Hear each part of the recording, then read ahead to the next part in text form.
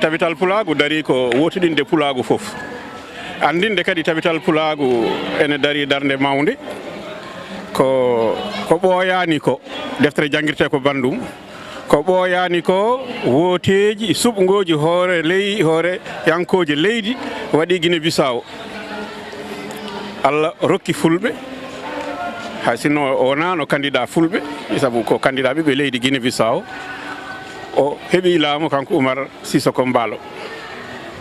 wona kanko jiɗmi haalde koɓe ɗum muusi biddi hen bindande woodi arabe ɓe winduɗo windande nde wiyete ko suudul fullan ila sulɗa bi garbi ifriqiya sa wati ɗum e français woni la montée des pôles au pouvoir en Afrique de l'Ouest wonde fulɓe koye nani kefta laamuji Afrique hirnangue o yimi hen général Buhari o limi hen Alhaji Macky Sall o limi hen Adama Barrow o limi hen Oumar Sissoko Embaló o wi holko addi fulɓe ene laamo te wona kuddeta ko wotanteɓe o wi sababuji ɗi ko tati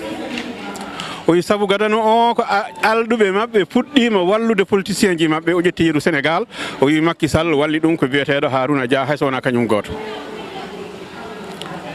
o wi Guinée Conakry tambi toon selludale ko commerçant ji fulɓe ɓe ganduɗa temedere foof capanɗe jeetato ha capanɗe jeenayyo ko fulɓe ɗum ko dalilu mo hollata o wi ɗiɗoɓel ngel ko leƴƴi ɗiɓe koddi ɓe luurdi o wi yeru muɗum ko Gambi joolaɓe e mandinkoɓe luurdi luural ngal ganduɗa hay goto ɗaccanta goɗɗo o pullo waɗi hen profité woni Adama Barrow laamima o wi yeru goɗɗo o ko Guinée Bissau leƴƴi gonno toon ene lomtodira laamu pepeele en e balante en luurdi ha yettima e nokku fulɓe no keewi e leydi he mbaɗi profité keeɓi laamu o woni sababu ɗiɗaɓo o wi sababu tataɓo o ko aɓe jogui pellel ne wiye tabital pulagu nan sorta tan e nder leyɗele he ene findina yimɓe hayso wonano gonga so gaño teskima darde ma firte ko babam winomi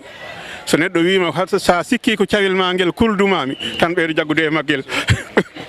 ɗum waɗi eɗen foti jaggude e tabital pulagu saabu añɓe men hande